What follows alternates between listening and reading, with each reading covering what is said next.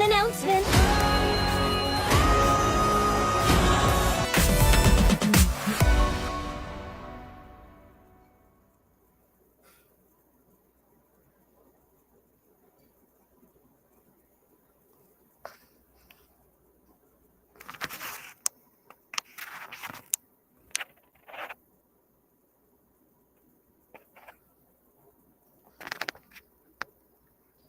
I don't hear anything, Felipe, Felipe. Is I it don't just me? hear you. Yeah, I can't hear you. I was on mute. That's why. All right. Well, welcome everyone to the Workplace Wellness Hour. Welcome back. It's great to be back here. It's the first episode of 2025, and we hope that everyone's had a great holiday season, whether you celebrated Christmas, Hanukkah, Kwanzaa. We hope you've enjoyed the holidays and had a happy new year. It is a new year, and with a new year comes new initiatives, new goals, new ideas, and we want to make sure that we talk about that, especially in the workplace. Especially just, this room for today was about figuring out what are the workplace priorities for 2025. And there's an article I'm going to share later on. It's from the Harvard Business Review that really talked about the value of building meaningful relationships in the workplace. And it isn't just about the soft skills only, but also about helping people grow and learn and helping them work in meaningful work that makes them feel like the work they're doing is being impacted somewhere positively. So there's a lot of things that go around this, but there's also a lot of the underlying issues that we tend to forget about, and we want to address those as well. So I'm excited to be here with Sumana and Ashley. Ashley, Happy New Year to you. How have you been? Happy New Year. I have been pretty good. I feel like the general consensus is that 2024 was a tough year, and I'm happy to be in 2025. I keep forgetting that it's a new year. Like whenever people are telling me Happy New Year, I'm like, oh yeah. Happy New Year. It definitely seemed like it just snuck up on us. This year flew by faster than I expected, I feel like. Me too. I know. I mean, already, like, I feel like everything is just moving so quickly, even in 2025. So it'll be a fun, interesting new year for us. Yes. And Sumana, it's great to see you here as well. How have you been? How has your new year started so far? Oh my God, I'm well. Hello everyone. This is so cool. I haven't done the restream thing for a minute because we used to do live streams a lot and then we stopped. So this is actually really cool to see everyone, and Happy New Year to everyone. I see all the comments. Ashley, you look amazing. I love the yellow on you. And Felipe, it's always so nice to see you. And that video, oh my God, that was so cute. Thank you for putting that together. And I'm really excited to have this conversation, talk about work-based wellness in the new year, and really just dive right back into the things where we left off in 2024. And I actually I do agree with you. I think 2024 was just it was a write-off. Can I write that off? Yes. I want to write off 2024 so we can start off 2025 in a more positive way. But happy to be here and excited to get the show started. Yeah, I think a lot of people, 2024, people have had ups and downs, hands down. And, one of the things that I recommend everyone trying is Lark Ambrose. She does a Social Saturday chat room with us on Saturdays, and she does a mindfulness session where we do a breathing exercise. And during it, she was saying, focus on what you're grateful for in 2024. And I hadn't done that in a while. And I realized that there was stuff that I was grateful for, even though I felt like there was so much negativity. So I wrote down a list of everything I was grateful for. And then I made a list of all the things that went wrong in 2024. And then here's the trick. I put the list of what went well into ChatGPT. And I said, write me a letter recognizing all I accomplished this year. Write a letter to myself. And then I said to the other list, write a letter to myself with some compassion for what I went through this year. Those two letters, when I read them back to myself, were so powerful. And it just it helped me recognize I need to be grateful for what I did accomplish and what I did do and what did happen, because there was some positivity. And it really helped me focus on that. And it also made me realize I can give myself a little bit of compassion and grace for all the crap that I went through and how bad it was. And that it's part of life sometimes, and it sucks, and that I'm not alone. So I hope that everyone does that. But before I forget, I want to recognize all the amazing people that have joined us already.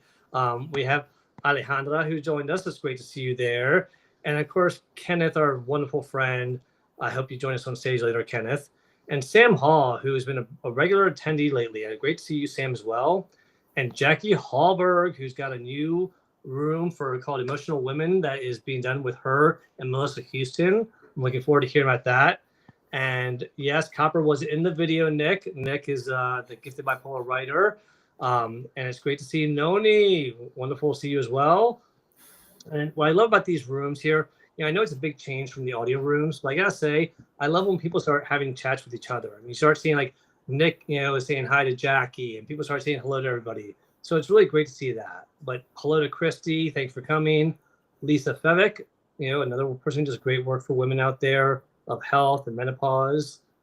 Kenneth is always savoring the flavor there. Julie, welcome, great to see you there. Adrian, thank you for always being a supporter and staying with us, even though it's not the regular audio room. There's Kenneth saying hi to Noni and saying hi to Adrian.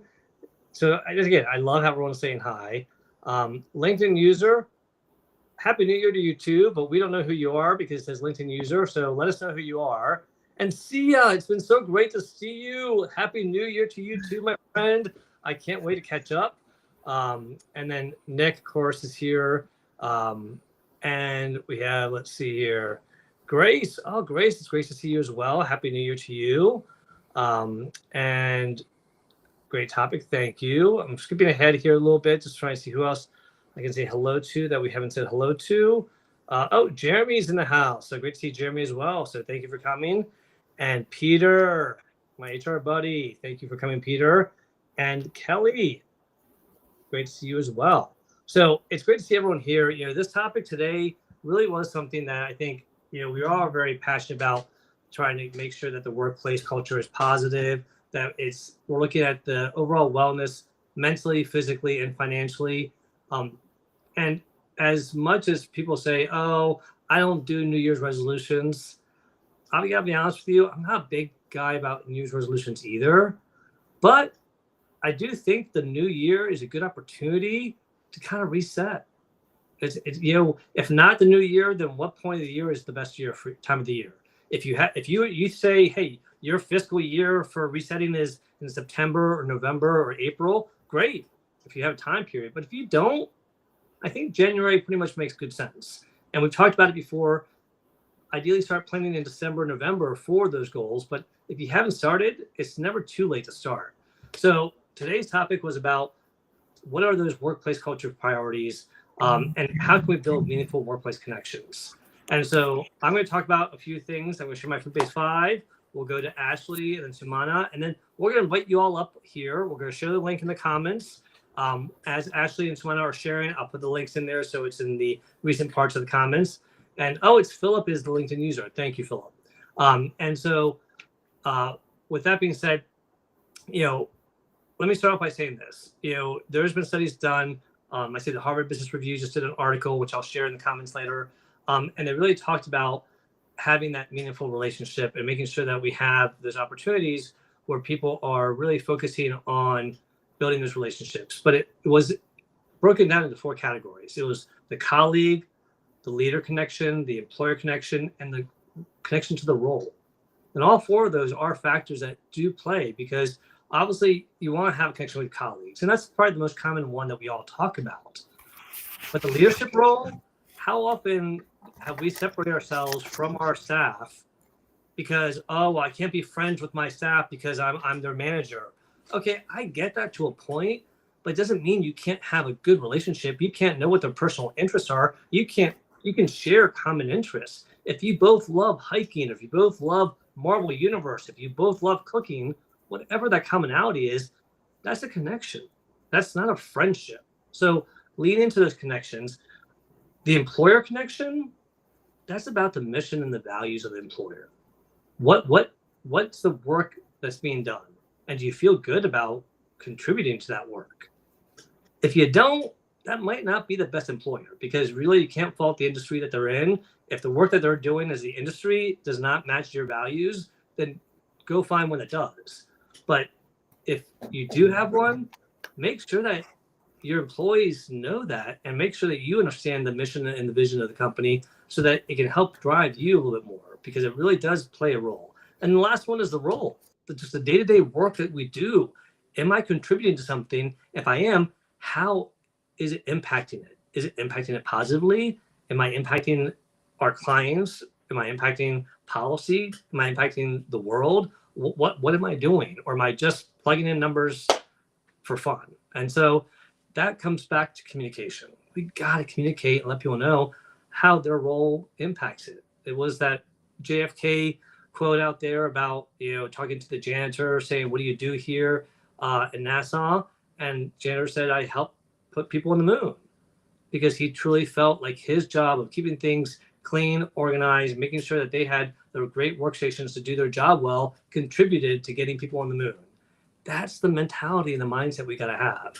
So my Felipe's 5 that I want to share real quickly are these 5 things that I think will help. And these are my 5 priorities that I'm looking at. So that I'm going to share. One is balancing autonomy with accessibility. We talked about flexibility with remote work. We talked about, giving people some freedom and not micromanaging. But at the end of the day, it comes down to trust. If you can build that trust and you build that ability to let people know that you do trust them, you're more approachable, you've built a strong connection, they're more likely to have your back. And here's the thing, people that have been burned, because you might get burned sometimes, it happens. It's about accountability. Don't write every other person off in the entire world and say, "That's it, I'm never going to ever trust anyone again." No, hold that one person accountable, give them a second chance, because second chances a lot of times is all they need. The second thing, champion a purposeful collaboration. Like, facilitate opportunities for them to do work that's meaningful, that builds trust, mutual support among the teams. The more that the team is doing work together that's meaningful, the more that collaboration and that trust among the team grows. The third thing is reinforce organizational values. Again, going back to reminding people about the mission and vision. Don't just have it on a piece of paper or in the handbook. Talk about it daily about, hey, this is our mission. It means something to us. We actually care about what we do and the work we do, and help them see and understand the value in that. And then the fourth one is prioritize role clarity for growth. Help them understand how the role contributes to the big picture, but also help them understand what they can do and listen to what they like to do. Asking questions like, "Hey, what do you like about your job? What gives you passion, and what would you like to do more of?" And once you understand that, if that opportunity arises, that's an easy match. But we've got to ask that question about what do you love doing? What are you passionate about? Because a lot of times we don't get a chance to do it all the time. But when we get that opportunity, boy, do we really dive in. People who are passionate and get a chance to do something they love, they are more likely to work harder and do better work because of that. And then the fifth thing is create a tailored engagement strategy, okay? Recognize that we're working in a hybrid world. It is already challenging managing people in person. Managing them remotely is a whole nother level of challenge. So what are you doing to stay engaged? What are you doing to ask questions about how they're doing? How are the kids? How is their sick dog? How is that move that they did from the apartment to the house? Whatever is going on in their life, where are those conversations happening? Because a lot of times they happened in the hallway or during lunch when you were in person. Now, as a leader, it's up to you to take that extra step to say, "Hey, I care enough to ask." And so, but also create opportunities to have fun, engagement opportunities. It could be lunch and learns. It could be game nights. It could be just reviewing an article and having a journal club. There's so many things out there, that right now that my company PRB does, that they are not my company, the company I work for does. And it really does help bring people together when we do those events, because we're in different time zones. We have people in Kenya all the way to California and DC. So how are you keeping those people connected when half of them are asleep when the other are awake? So you got to get creative and think about that. So those are my 5 that I wanted to share. With that, I'm going to pass it on to the wonderful Ashley to share her thoughts about this topic. And I might highlight you, Ashley, if I can figure out how to highlight you just right here. Okay. I'll take the highlight. Oh, wait, it didn't work. Oh, wait, hold on. I'm still trying.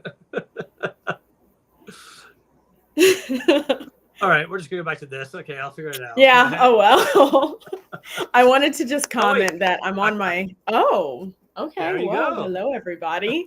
Yeah, I just wanted to comment that I'm on my phone right now. So I'm oriented, vertically, and my hand's a little shaky. So sorry to everybody. But hello. Thank you so much for your Felipe's 5. I have missed your Felipe's 5 on this break that we've had. And they're always just like so genius and so well put. And I really appreciate you for that, Felipe. And there's some overlap between both of our points. So I will just say, thinking about this topic, I have a lot of anecdotal pieces around workplace priorities because I'm an entrepreneur. I'm not in a workspace anymore. But a while ago, one of my close friends said to me this quote, and I tried to get it as close as I could to what she originally said. But she said, "May we never forget that workplaces are created because someone random but qualified hired a bunch of other random but qualified people." And so workplaces are truly built with a bunch of random people. We probably don't know them. Who knows if we would have come in contact with them if not for working with these people. And so it could be difficult to foster those connections authentically when you're in a workplace because these are a bunch of random but qualified people. So the 3 points that I have for building that trust, growing those connections, the first piece, which Felipe already touched on, is to, as much as you can, as much as appropriate, mitigate competition and instead grow collaboration. Like Felipe said, right now we're in a hybrid remote workplace generation, which provides a lot of flexibility and a lot of benefits, but also could hinder the ability to build those connections. So any opportunity that we could get to grow collaboration in our teams, I think should be taken with enthusiasm. My second tip is to use your workplace to activate community with each other. And whether that looks like ERGs, affinity groups, community groups, whatever it looks like in your workplace, really try to get involved in those spaces. In all of the positions I had until I decided to become an entrepreneur, I actually never knew that any of our ERGs existed. And that's a regret that I have. And I wish that I could have been more involved in those spaces. So just knowing how meaningful those connections can be, I would definitely encourage others to seek those places out, seek those spaces out, get involved, make your voice heard. And then my last point is, where appropriate, allow yourself to become friends with your coworkers. This has been difficult for me in the past because I tend to get, stressy with leadership and with coworkers and around people who I know are evaluating me. But especially since I've gone out on my own and become an entrepreneur, I realize that everybody is just a person and everybody just has to work this job to live, to survive. We all have to be here. And being able to connect with the person inside of your coworker and not just see them as this like super intimidating, being will lead to so much more authentic connection, so much more ability to collaborate and to make something amazing together. So open up that door, get a little comfortable with allowing yourself to be friends with your coworkers. You spend so much time with them, so you might as well build a good, meaningful connection. And those are my 3 little points. And I will pass over to Sumana to provide her Sumana science or whatever your thoughts are on this topic. I'm loving this, and it's so nice to be in this Restream studio space. I'm loving reading all the comments as well. Welcome, everyone. It's so nice to have everybody join us here. You know what I'm really missing though is the reactions. Like I'm wanting to give like a thumbs up or a clap, and I'm here just sitting here on my bed just clapping and giving you guys a thumbs up because I'm not able to do that. So that's the only thing that I'm really missing. But besides that, I'm really happy to listen to Felipe's Five. Ashley, love listening to you as well. I think for me, when I was thinking about this topic, um, I've been reflecting a lot on just some of the big themes that I've seen in workplace culture, in the burnout culture, kind of leading towards the end of 2024 and kind of what I'm wanting to see in 2025. And a couple of days ago, I sort of posted, what's in and what's out for 2020, 2025. And when I think about workplace priorities, I'm just going to piggyback on some of the conversation that's already been sort of discussed and, just lean into speaking about connections and meaningful connections. And I call them through research. There's a term that we use called high quality connections, which is HQC. And I'm sure a lot of you have probably already heard the loneliness epidemic. There was the U.S. Surgeon General's report that came out last year, and in the report it said that people the ages of 30 to 44 years of age were the loneliest people, according to that report. We were the loneliest people, so I'm in that category, by the way. And 18 to 29 years old folks were a second after that. Now, there's a lot of reasons that we're lonely, but definitely hybrid work environment, not being able to communicate as much, like we're all on Zoom all the time. For me personally, I love seeing people in real time and making sure that I have those connections built in my calendar so I can go see people for coffee, because I don't get to see people a lot and hold their hand, and I'm like a very touchy feely person, so I want to be able to feel that I'm with these people that I love and I care about, but because of the work that I do, I don't get to do that a lot. So over the last 2 years, I would say that I've been feeling a lot more of this connection, this loss of connection. So I want to quickly just talk about what high quality connections mean. So this isn't about just having thousands of people in your of course we have all our followers and stuff like that on LinkedIn and our social media, but who are these high quality connections that we can keep in our lives, in our workplaces, these people that are going to make you feel energized and valued and respected and connected. And this could be as simple as just like a brief conversation that you have with people in your workplace, but there's a few kind of elements of what these HQC connections look like. So I'll just walk you through what that is. The first one is super simple, but these are people that are going to give you vitality. So meaning that they're going to make you feel alive and energized. So if you're going to hang out with somebody in the work environment, are they the drainers? I say, are they the energy drainers or are they the energy boosters? So you want to make sure that you're connecting with the people that make you feel alive and energized, and not the Debbie Downers and the ones that make you feel like not that great. For example, if you're a manager in the work environment, giving people genuine praise for their hard work, and making them feel valued and motivated. And if it's just a 2-minute check-in, I think that's really important. And as a colleague, and Ashley, you mentioned this, having that work bestie, if you can give your colleague, excitement and encouragement when you have new ideas, and, take that energetic action versus like being like, oh God, I'm back at work, I hate it, and everything sucks around me. You're going to feel worse if you're hanging out with people like that in your work environment. So look for those energizers and the folks that are more positive. Look for the people that contribute meaningfully to not just the workspace, but also in your personal life. You want to be able to brainstorm solutions together in your workspace, but you also want to think about the mentor-mentee relationship that can come sometimes from the work environment and sometimes outside of the work environment. So give yourselves the opportunity to connect with people that bring fresh perspectives.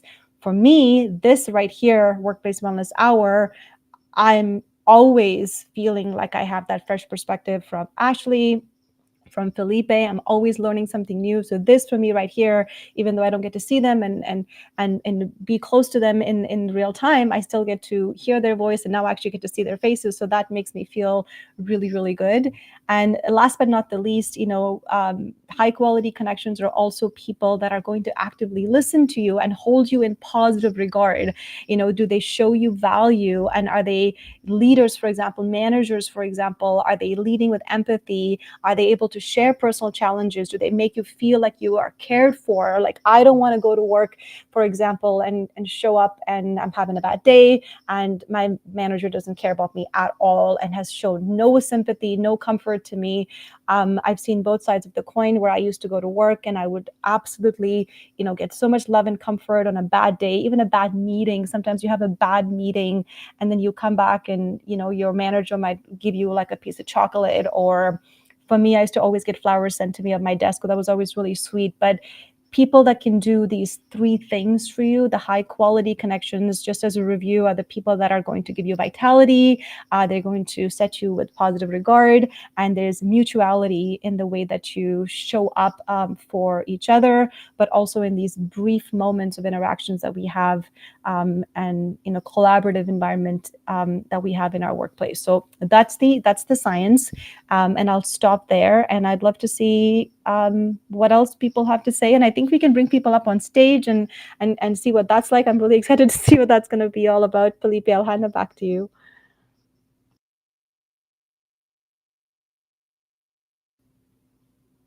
Are you there?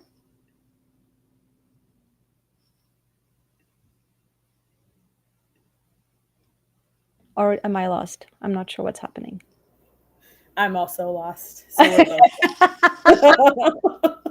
Okay, okay. So maybe Felipe is just having a bit of technical difficulty. But actually, while we get him, there he is. Oh. There.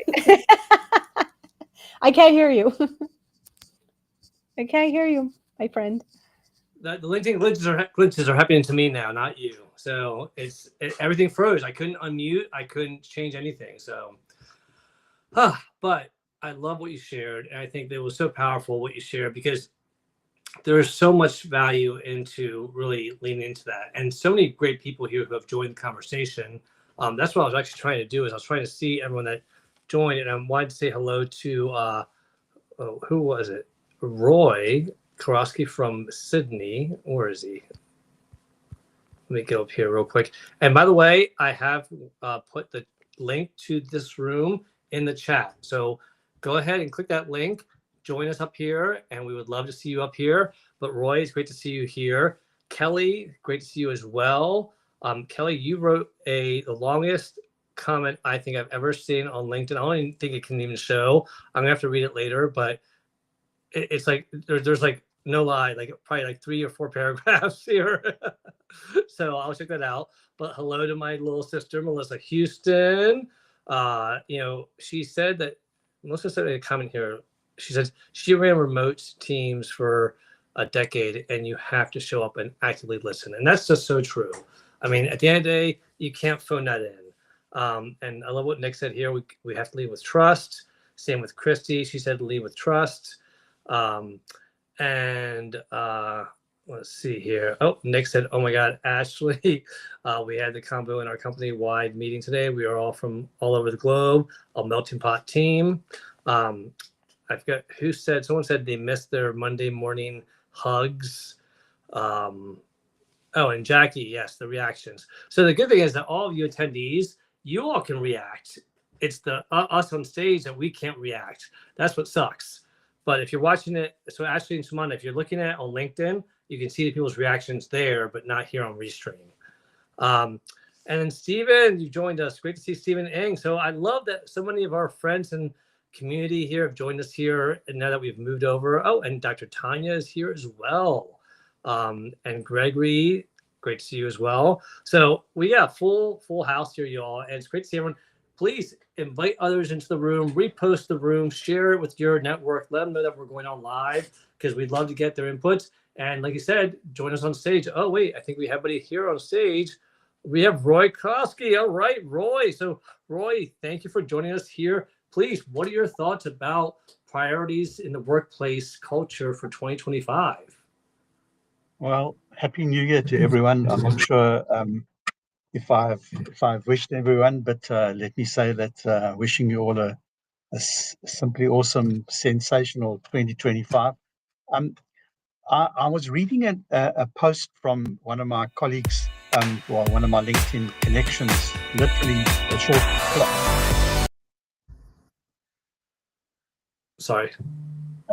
This is all experimental, isn't it, Felipe? I was trying to remove the picture so we had a better view, but go ahead. No, and we were talking about, what are the things that, that are important in the workplace. And I suppose there are two things, and the reason that I'm going to, talk about them or just share them is that I subscribe to them 101%.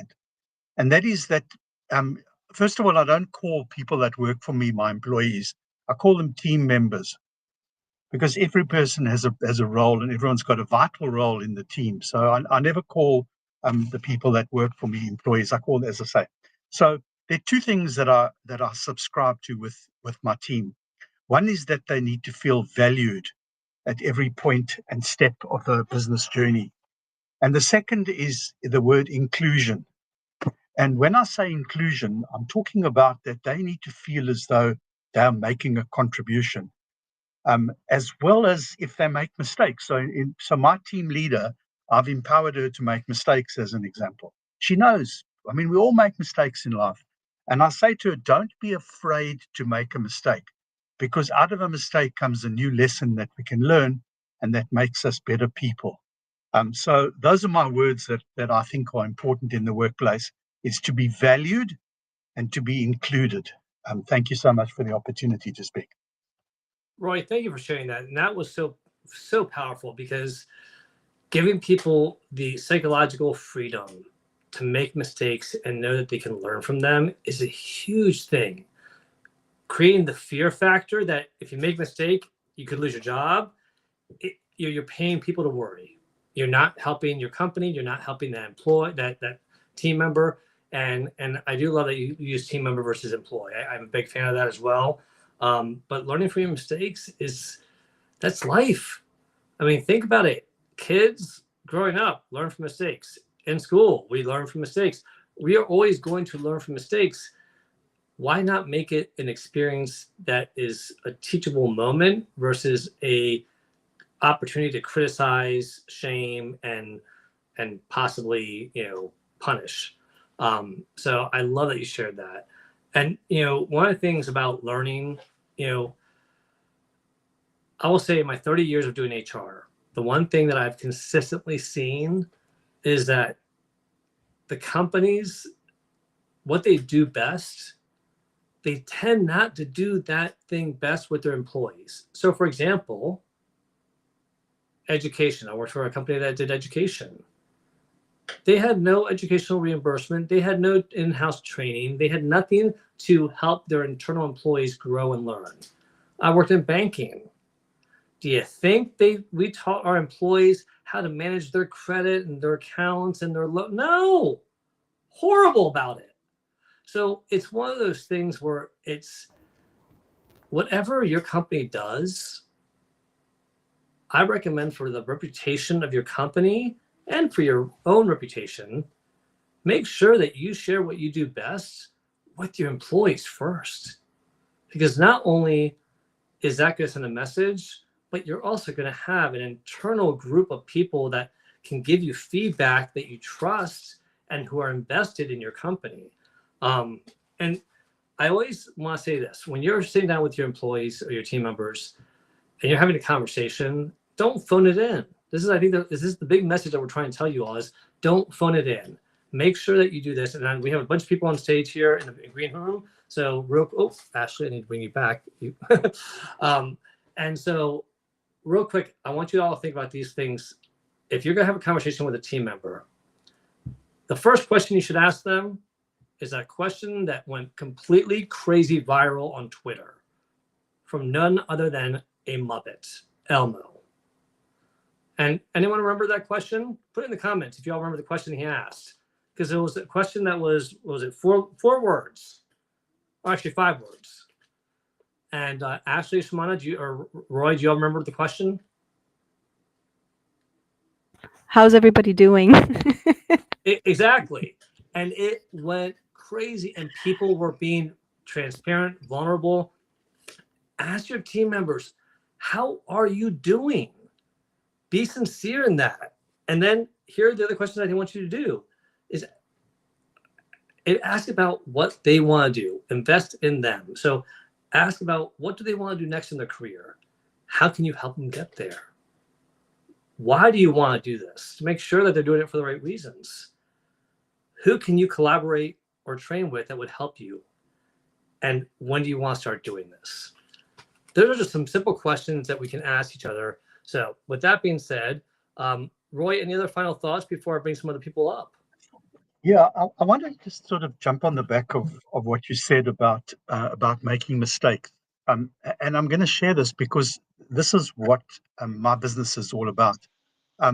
So my team leader knows that she doesn't have to worry. She must make the decisions as she sees fit.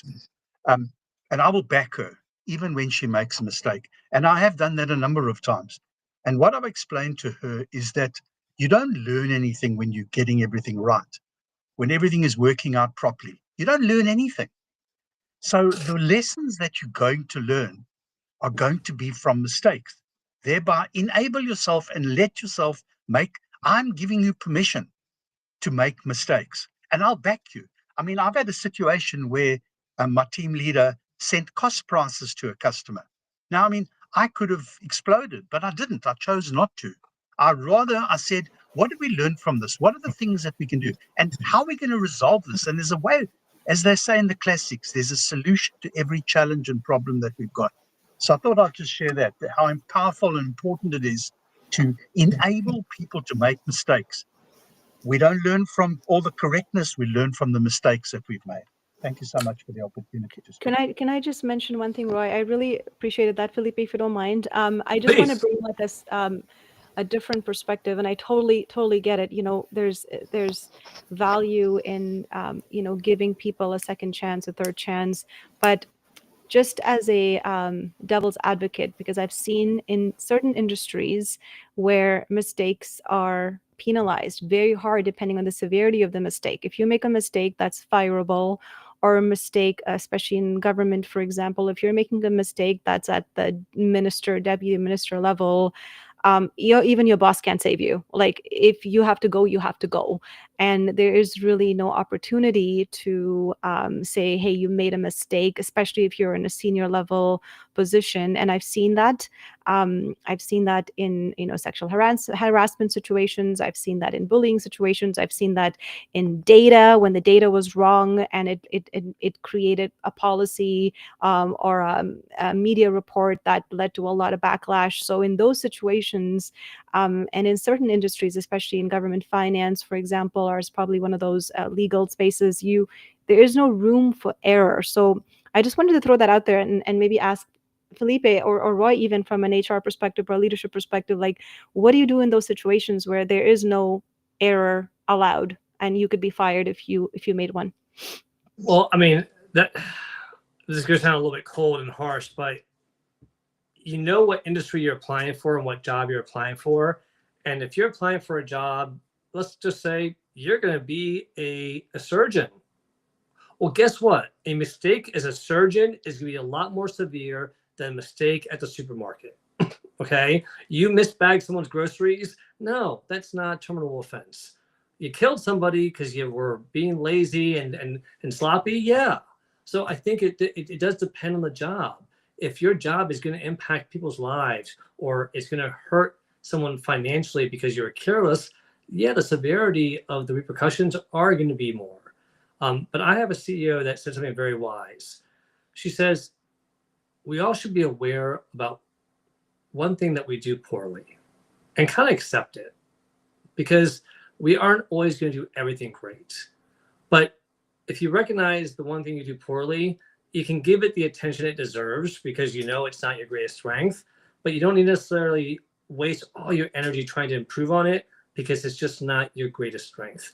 And I think that when it comes to helping people in the workplace and making sure that you allow people to make mistakes, you gotta make sure that people understand the expectations of the job. Hey, your job is not life threatening. So if you make a mistake, it's gonna be okay. Let's learn from them. But if it is, I think we gotta call a spade and say, listen, you could lose your job if you make a mistake here. So we need you to be on your game all the time. And hopefully those jobs get paid more money because of that pressure.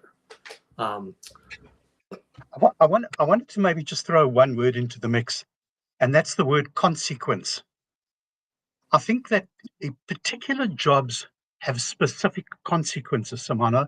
And so governmental jobs that have got top secrets, for instance, that have got consequences that are dire if they make them. I think the important thing is when somebody takes on a job and or during the course of their job, that they are reminded of the consequences of the kind of mistakes that they could make. Like my team leader, the mistake that she made and she makes on one or two occasions are not life-threatening. So they're not critical to the running of the business. But a governmental employee that's got a key role and they make a mistake that costs the government, they need to know what the consequences are. Thank you so much for the opportunity to share in this. Well, thank you, Roy. I'm loving this conversation. It's great.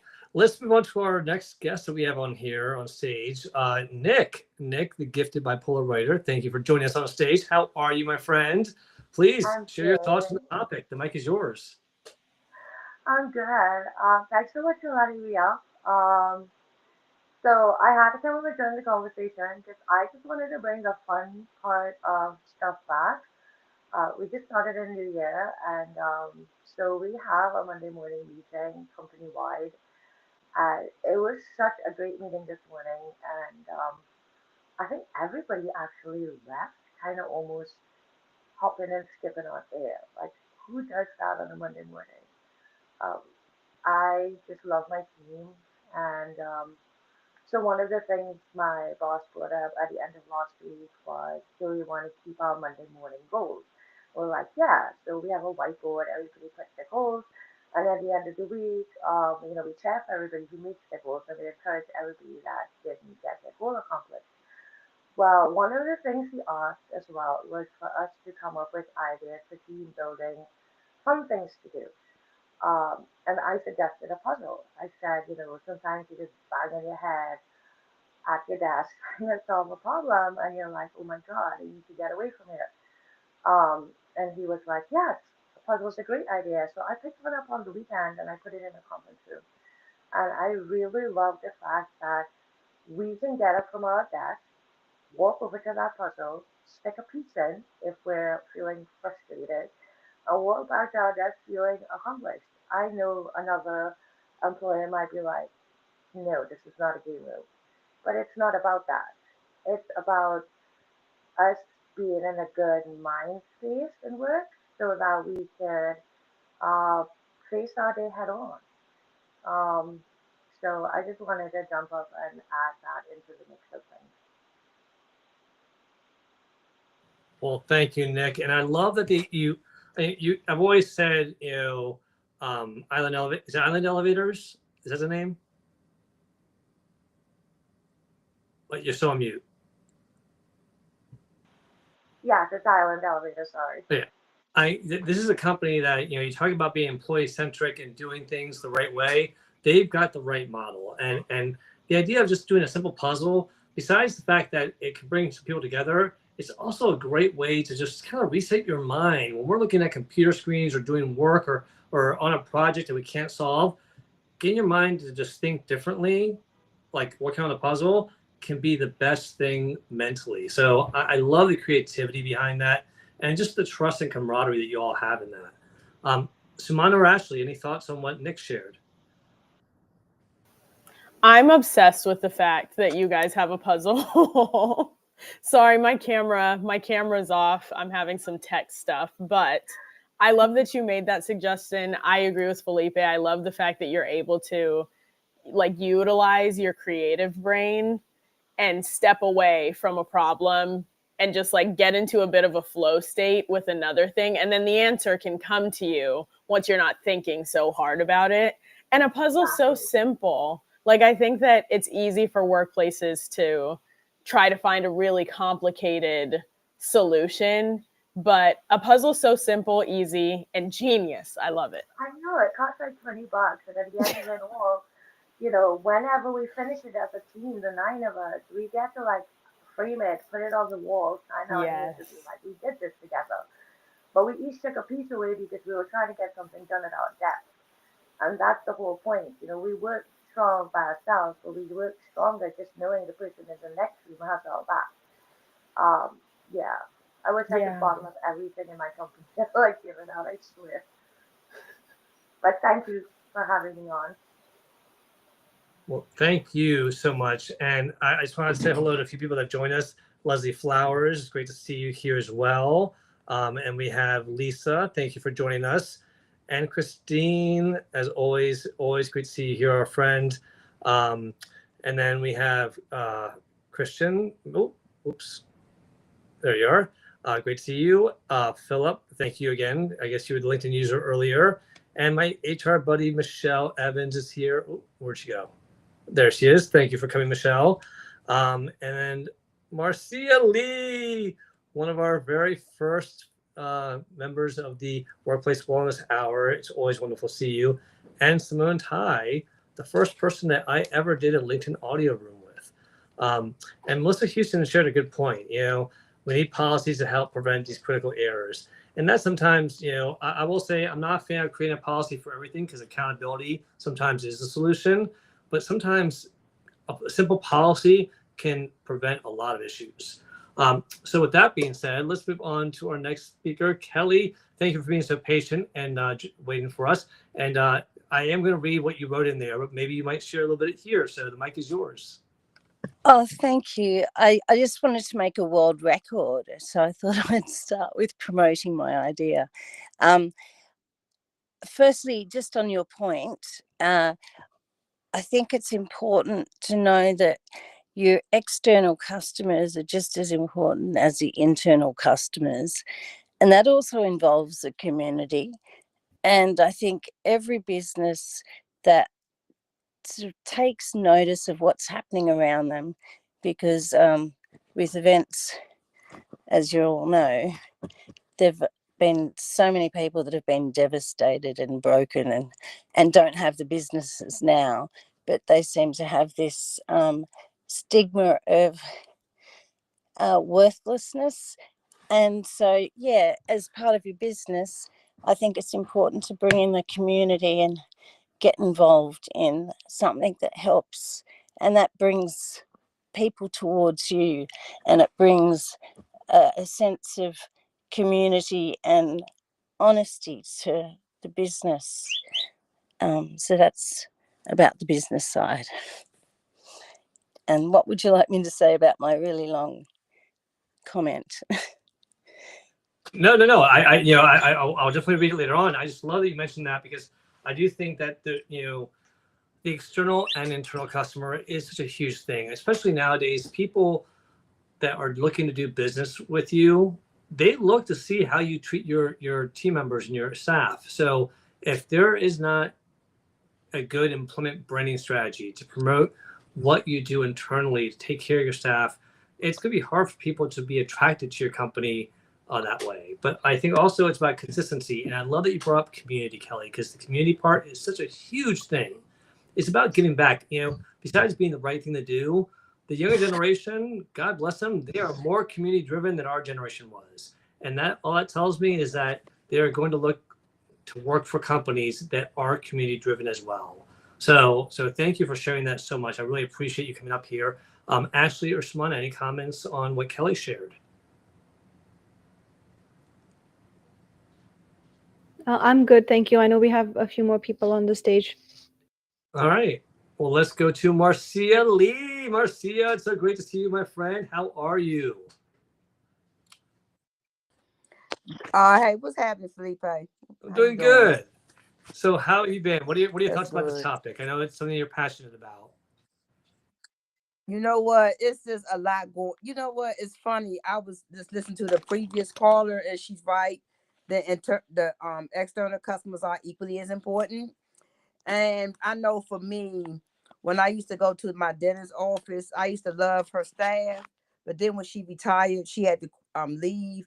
The staff got kind of funky. But to me, I have to feel the energy around the people that actually run the front, because that's going to tell me how I'm gonna get treated in the back. I was having a conversation with my coworker the other day, on the job that pays the mortgage. But we were having that conversation Friday, and like you said, Felipe, it's no accountability. Like Roy was saying, there's no accountability, and they just take things as what they are. They don't listen.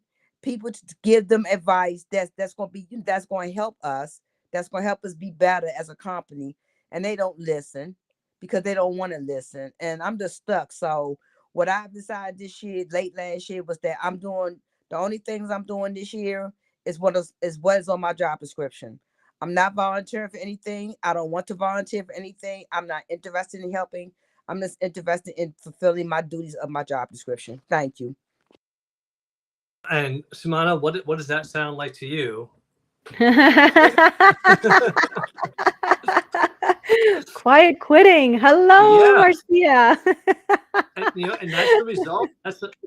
Hi, my friend. That's the thing, that if employers do not have that right workplace, the result is that they're going to have employees start quiet quitting and doing exactly what Marcia said. I'm going to come in here, I'm going to do my job, I'm going to do it well, but I am not going to go above and beyond because I'm not valued for it, I'm not appreciated for it, and I'm being taken advantage of. So that's the thing, is that employers who think, oh, well, people should do more, you got a problem right there. It should be, let's encourage people and let's do more together, and let's make sure that we appreciate and value them for doing more and recognize them for it. Because if they don't feel appreciated, why should they keep on doing it? Because obviously you're not paying them more for it either. Baby, you got that right, Felipe. Not to cut you off. I told the young lady on Friday, I said, I have no more bandwidth. I'm done. She said, what bandwidth? I never heard that. I said, I can't give you anything else. I can't give you what I don't have. That's it. And that's fair. Sumana, Ashley, thoughts? I mean, this isn't the first time that I've heard this from people like Marcia and groups that I also connect with and help lead and support.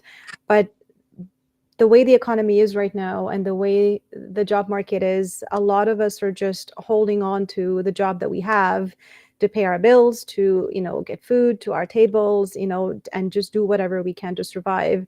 So the bare minimum sometimes is a lot because we're so burnt out and we're so we've given so much that we just don't even have enough to give anymore. So from the business perspective, the business is getting what you paid for. You paid for an employee to come do this job description, and you're getting that.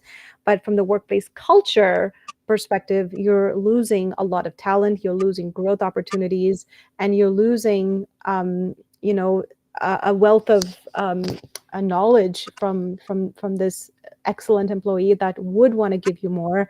And I know that Roy had sort of tapped into inclusion in the workplace. And I think one of the things that we didn't talk about as an important workplace priority, according to research and even for me, is really ensuring that we have, equitable, fair access to not just promotions within the company, but also, making sure that folks who've been working in the company for, 5 years, 10 years, 15 years, for example, that they do get, some incentive to stay. Like, what am I getting to work in this company after 2-3 years?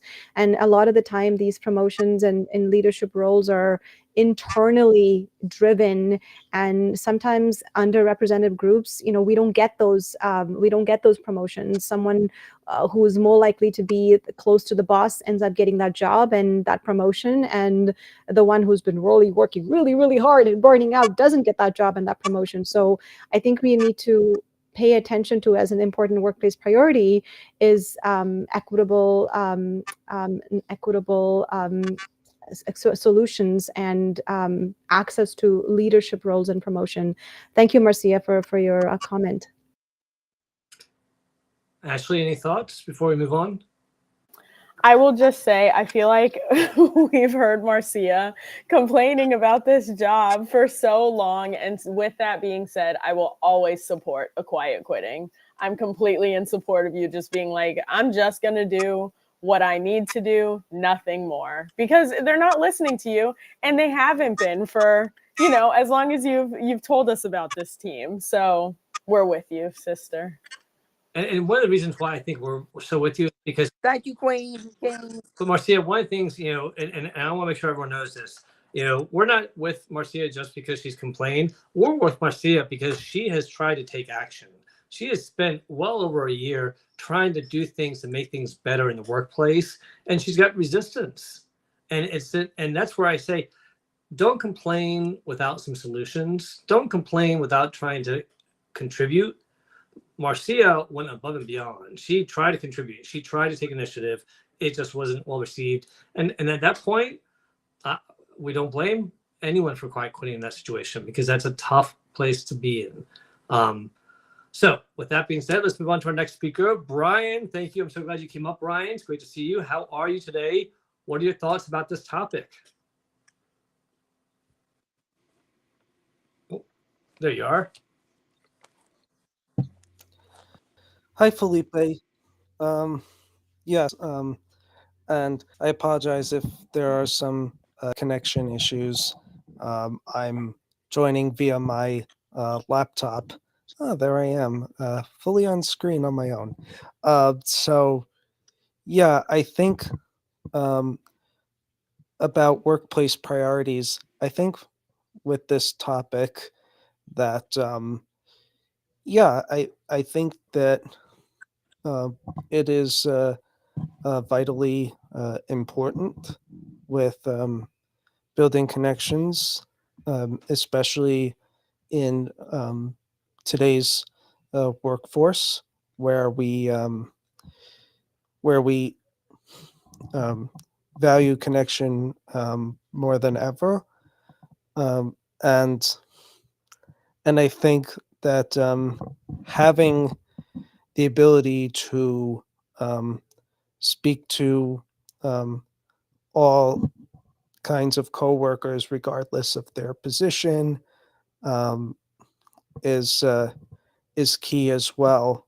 Like, for example, I can go to my director with just about anything. I mean, I may not be the one who's in charge of certain things at my workplace, or be the one that he has team meetings with on certain subjects, but we do talk about everything. I mean, the team meetings I have are mainly geared toward marketing, but we do talk about other aspects of our nonprofit agency in our team meetings. I mean, I open book anyway, so it's just natural for me.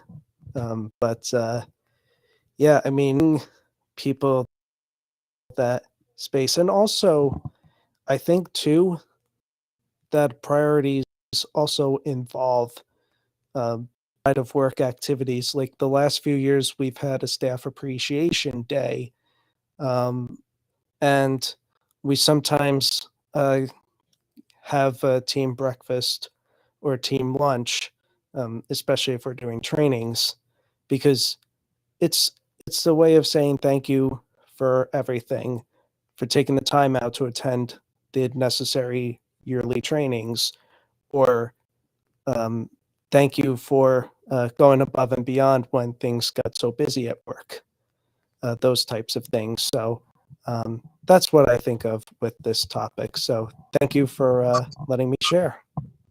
Thank you, Brian. And thank you for just, sharing about your workplace, because you do a great job of sharing about things that you do in your workplace, about what you do in the community.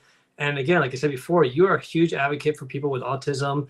And it's something that it really is starting to resonate with so many people, not just for people that have autism, but those that maybe have family members or friends with autism.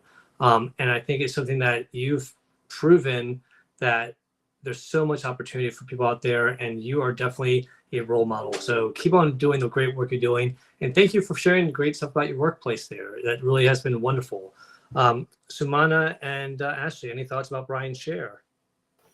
Yeah, I just wanted to echo what you said, Felipe, just how wonderful it's been to hear, Brian, about your workspace. And just as much as, for as long as I've been on this show, I remember just hearing all of your positive stories and anecdotes about how much you love your team and about how much you love your workspace. And that's just so refreshing to hear. So I appreciate you for always coming on and sharing these stories. I think it's really nice, and it's a great reminder that there are a lot of good workplaces out there. There really are. All right. Well, Brian, thank you so much. I'm going to put you back in the green room, and we are wrapping up for the end of the show here. We have our last speaker, Gregory. Thank you for joining us. Please tell us your thoughts about this topic. The mic is yours. From one autism advocate to another one who has autism spectrum and ADHD and all things neurodiversity, I would like to say kudos to my other autism brother in crime with a post that he made, and I reshared it with my network and stuff. In terms, I will say, with the whole autism and network and connections, this is my my experiences. I have to basically, I will say, check and double check every connection that I see and hear in terms of one-on-one on the phone or in person and stuff, because I have been basically, I will say, backstabbed, and basically, and this is where I will say accountability and consequences should be coming online in terms of people be held accountable and stuff because of people with neurodiverse type of issues and stuff. And I think that we need to have our connections have to be, I will say, a very, very close knit type of connections in terms of who we allow and who we do not allow into our neurodivergent a bubble and stuff, and trust those people that we will have their back, and we have theirs and stuff, because in terms of the workplaces and stuff, stuff has been promised in verbal form, but they do not deliver, and that's where I will say people need to walk the walk and talk the talk, especially when you're dealing with people who are neurodivergent and all that type of stuff. And that's why I will say, in terms of applying for positions right now, and I have a 3-step principle. It is basically directly to the recruiter, one. Number two, going to be listening my weighing off my presence with ADS systems. And 3, I will say, this is something that I will say a lot of people do not know, but I will say that the workplace accommodation email, such as accommodation requests at xyzcompany.com or .ca, should be utilized as a resume drop-off point for people who have disabilities, mainly targeted people who are neurodivergent, because their resumes are much more than the normal run-of-the-mill able-bodied resume in terms of style, feel, and format. And I see that 2 of my talent acquisition experts in my network is basically saying that we need to have a skill-based job descriptions, and the must-have job descriptions that are being used is so 2020 in regards to their language and their verbal language in their corresponding newsletters that just came out this week. So Well, Gregory, I appreciate you sharing that, and I do think that it's kind of like Brian earlier. There are employers out there that do it really, really well, and we gotta find those right employers to work for, because I've worked for some horrible employers, and I won't recommend them, and I will never go back to them. But there's some good ones out there. And as far as checking your connections, look, we live in a digital world. We gotta check and double check our connections, our applications, our passwords. It's just our due diligence. So it's unfortunately the world that we live in. But we do have one more person. I'm going to let Chris P come up and join and share. But before I do that, Sumana and Ashley, any thoughts on Gregory's share? Oh, Wow. nothing for me, thank you. I come both of you, huh? All right. Well, I know we only have about 10-15 minutes, so I just want to appreciate the time that we have. Thank you so much, Gregory. All right. Well, Gregory, thank you again. I'm going to put you back in the green room, and we're going to bring Chris up here. So, Chris, thank you for joining us on stage. Please share your thoughts about this topic. The mic is yours. Yeah, so workplace priorities for 2025. Thanks for having me on stage. Thanks for hosting. Yeah, so priorities for 2025, for me, I start every year the same way. I set goals, I write them down. I think everybody should do that. And then I reassess them on a quarterly basis, is what I do for a real hard look, but I kind of reassess on a weekly and then a monthly and then finally a quarterly basis. And I have what my goals are, and I track to see how far or how close I've come to achieving them, how far I might be, what action steps I might need along the way. So at the end of each week, I self-reflect and think about things I could do better. And at the end of every month, I go in for a coaching report with either somebody who's a manager or something like that, and I purposely ask for feedback. I don't sit there and wait and avoid it. I say, hey, here's what I've been doing. Let me get a second set of eyes on this. I've tried this, this, and this over the past 4 weeks. What do you think I could be doing differently? And then every quarter, I take the sum of that information and I take a look and say, hey, did I accomplish everything in Q1 that I need to do? And then I readjust for Q2 and beyond. And I just kind of repeat that process. So that's just essentially how I manage 2025, or how I manage every year. And that's my priority for 2025. And then in terms of personally, but what I want to do on a personal level this year is really work on some skills, technical skills that I could have improved over the course of my career, which is why I'm back in school. So I'm doing some personal things as well, and I'm embracing a few mentorship roles as well, because I think no matter how accomplished anybody ever gets, I don't care if you're president of the United States, you should still seek out a mentor and try to do something, try to figure out a way to get a little bit better each and every day. So that's my goal. Somebody said in the room the other day, get 1% better every day, and you get 365% better every year. That stuck with me, and I'm definitely going to try that this year. I love that, Chris, and thank you for sharing that strategy with you, because we've talked about goals in the past, and I think the way you broke it down, it just so much value into breaking those goals down to smaller goals and assessing them and reassessing them and looking at them quarterly, monthly, whatever works for you, but always touching base to see if you need to reassess and change, find out where you can do better. I love that. One thing that I did this year, anyone who knows me knows that I will talk about SMART goals, not because it's corporate, because they work. And all the SMART goals is running your goals through this little simple test to make sure you thought of everything. So here's a little tip for everyone.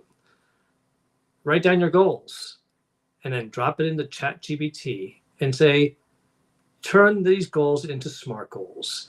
And what it will do is it will give you things to measure. It will give you actionable steps. It will give you timely schedules. It will give you realistic periods of when to accomplish.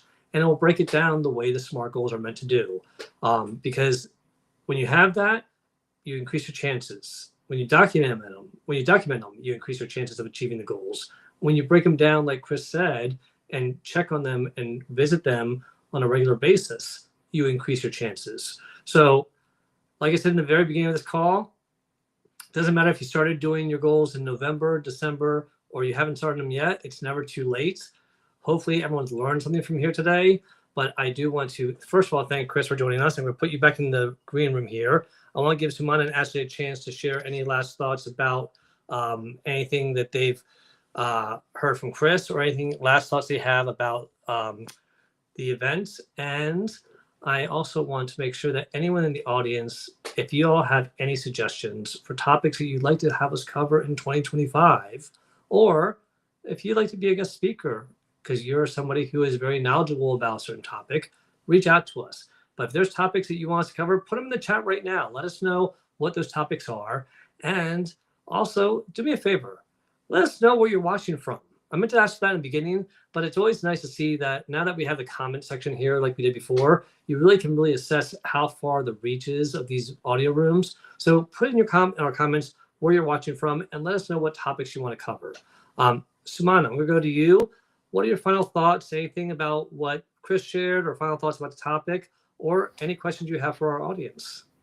Yeah, no, I love this. I loved what Chris said because, and you know me, Felipe, I'm very data driven. So I want to be able to quantitatively see what's happening with my goals.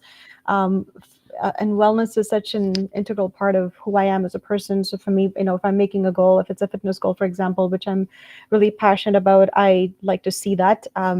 I have my Apple Watch, I have my Nike app, and I actually like to see what are the workouts that I'm doing, how many have I done, did I miss a few, what is my, training weight and how much am I lifting, all of that needs to be measured. So I do love the idea of not just here are my top 10 goals. I love the idea of a vision board and putting those up, to be able to see did I accomplish these, a yes or no, but being able to, take a little bit of a further step and measuring it quantitatively, I think is great. And then changing it up and saying, hey, you know what, it didn't work for the last 30 days. What do I do in Q2? So measuring that in a quarterly, weekly, whatever works for you, I think it's great. Personally for me, I have certain metrics that I have for certain goals, and some of them are, like Chris mentioned, it would be quarterly, and some of them are almost daily. I want to be able to see, did I meditate today? Did I close my rings in my Apple Watch? So those things are almost on a day-to-day basis. So I just kind of want to see if I do them. And if some days, if I don't, I don't. It's all good. The only kind of last call to action, I guess, I did want to mention, and I don't think I mentioned this in the beginning, is that we are the collective now, not the Workplace Wellness Collective. We did go through a little bit of a rebranding and amalgamation with Jetty Wellness. So our colors are still purple and yellow, and we have the blue as well. So the collective is what we are called now. So if you're not already following the collective on LinkedIn, please do so. The old website is gone, so you won't find us. The old mailing list is gone. So if you didn't already, take the opportunity to join our new mailing list, then you have missed out. I will put it in the comment, the best way to join the new mailing list if you want to stay up to date with the blog posts that go out. So typically we do a blog post for the collective. For the Workplace Wellness Hour. We haven't really been doing it as much. We've only been doing blog posts for the Workplace Leadership Hour, but what I'm thinking is that we will start doing a monthly blog post because we typically do 2 shows a month on every other Monday. So they're typically 2, some months there's 3. So what I will end up doing is we'll combine the content of the 2 months and we'll do 1 blog post once a month, so that if you do miss the show and if you don't want to watch the replay and you don't want to listen to all of this, you can, catch the content, the Felipe's 5, Ashley's Fluellen's 4 or 3, however she feels, Ashley, whatever the vibe. Yeah, literally. Whatever the vibe is, it could be 3, it could be 4. We'll just go with it. We will share some of those snippets on the blog once a month. I think I'll dedicate and commit to that. In terms of a call to action, I think the only thing I'd say is these workplace priorities, they're also dependent on, the organizational culture, what you personally want out of it. I had started the conversation by saying high quality connections. These aren't just your feel good moments. These are foundations that we need in our workplaces. So think about these interactions, like I said, these energizers, the people that you're respecting, the truly connected individuals, whether it's even through your Zoom calls or in person. person. They don't have to be these big gestures. You don't have to do anything super large to have genuine connections with people. But remember that we're all feeling very lonely and isolated. So even just a quick hi, a quick DM, a quick message on WhatsApp, or however you connect with people. And I know I've received quite a few messages from people even during the holidays. So I do want to thank everybody who did reach out to me as well. But listen to your people. You don't have to do anything too much. Sometimes maybe all they want to do is just to be heard. So maybe I'll leave you with one question, which is, after you've heard this conversation, if you are thinking about high quality connections, like what's one small thing that you can do to build that HQC? Thank you email, perhaps, maybe a quick check-in with somebody, a quick text message, a voice note. What are you committing to doing from now until the end of the year to have a high quality connection in your life? Maybe that's just one person, or maybe that's more for you. That's about all I have to say. Thank you so much. Ashley, over to you.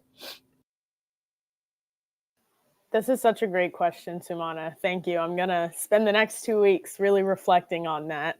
And yeah, going back to Chris's comment, I really am interested in, and I don't know if this could be a show topic for the future, but I think it's just so interesting how people set goals and just the different ways that we could go about setting and achieving those goals. I completely agree with you, Felipe. And there's so much science backing it that SMART goals are the way to go. But whether it's, like writing a list for yourself on a notebook page and then checking it every day, or like Sumana said, making a vision board for yourself. This year, I decided to ask a question and let that question guide everything I do throughout the year. But then, like Sumana just brought up, having that accountability person is the second half of it, making sure that you're keeping yourself accountable for the whole year in attaining those goals. Is definitely a task, but it's an important one. And I just think it's such an interesting, difference in humans, how we all go about that. But yeah, I think right now I got into my goal setting for the new year a little late. It's already January 6th, and now I'm starting to feel like I have both feet on the ground. So I don't have much in the way of a CTA, but I mostly just hope that we're all having a great new year, and that the new year is off to a happy and restful and abundant start. And I guess my CTA is, how can you be a little bit more rested in this new year? If there is a way that you can tap into resting more or having that nice cushiony start, do that. And that is where I will end. I'll pass back over to Felipe. Well, I love that. And I think that's a great message. I've talked about, and I hate the word mantra. I wish I had to come up with another word, but it's something that I keep on saying to myself that's helped me when I'm dealing with challenging times. And it's something that I just want to share, whether this works for you or some variation of it. But it's 4 words. Be confident in what you do know, because you have experience and you have knowledge that are valuable. Be curious about what you don't know. Don't be afraid of it. Be curious and learn about it. We got Google at our fingertips. We can research things so much easier than we could in the past. The third thing, be grateful for what we have. A lot of us don't have things that others wish they did. Be grateful for what we have, because sometimes we might lose it and not even realize that we never had any gratefulness for it. And the fourth one is be compassionate. Be compassionate to others and to yourself. Don't be so hard on yourself if you didn't achieve something that you wanted to in the time you wanted to, but don't give up. Reset the goal and charge forward. At the end of the day, it's this great quote that I will always say from Vince Lombardi, and it's something that I had an office that I adopted, or I took over, and this was the only thing left in there. And it was a quote from Vince Lombardi. He's a football coach, and it's about success. And it says, the difference between a successful person and others is not a lack of strength, not a lack of knowledge, but rather a lack of will. So at the end of the day, don't let yourself be the reason why you're not achieving things. If you have the will, make it happen. So with that being said, Sumana and Ashley, I'm so excited to be back for 2025. I'm so grateful that 2 of you are still here. And I'm kind of liking this new format. I hope others are able to watch it. Do me a favor. Let me know if you're watching it live with us, or if you're watching it in replay, let us know if you're team replay. So in the comments, put in team replay or team live so that we know who watched it live and who watched it later on. And with that being said, we'll be back in 2 weeks for another Workplace Wellness Hour. Keep an eye out for the post coming in about a week from now. And Sumana and Ashley and I will be back for another engaging event. So Ashley and Sumana, thank you so much for another wonderful evening. I appreciate the 2 of you so much. Thank you so much, Felipe and Ashley. It was great to see you. And Yes. I've loved this format. I do miss the reactions. And I said in the DM, I do miss when Felipe used to say, I'm placing you gently down in the audience. We don't share those funny things anymore. That's so sad. But besides that, I think that this format is cool. And hopefully we'll get to experiment more and try more fun things with this new format. It does open up a lot more opportunities to play with media, so I'm excited about that. Definitely. And Ashley, any final thoughts before I say goodbye? I'll say goodbye now. Yeah, just likewise. I missed you guys over this break, and I'm just so happy to be back, grateful to be back, and to be a part of this community. I always say it, but I learned so much from everybody here. And so I'm excited in 2025, I get to keep learning. And I'm excited by this format too. At the very least, it forces me to wear a cute outfit every other Monday. So yeah, and what actually, Ashley, you don't know this. I think you don't know this, but you can't leave now. You're already in season 3. You're in it now, girl. I know. Yeah, I am, and I would never dare. We have Ashley signed for a 5-year contract. She's sucked it in for 5 years. Yeah, she didn't know that. She didn't know that when she joined the Workplace Wellness Collective. Now she's in the new collective and has joined us for the remaining 5 years. Oh my gosh, I'll take it. This sounds great. All right, you guys, bye. Bye. Well, listen, in the link in the comments, I did put a link to the Harvard Business Review article that we mentioned. So check that out. And don't forget, check out Ashley on Instagram for the amazing artwork she does. Check out Sumana on TikTok. And check out this outro video. You'll see a little bit of Ashley's artwork, and you'll see a great ending shot of Sumana kicking off. Wait, what? I haven't seen this yet. Oh yeah, it's good. So with that being said, everyone, have a wonderful rest of your Monday evening. We'll see you in 2 weeks. And with that, adios, bye everyone.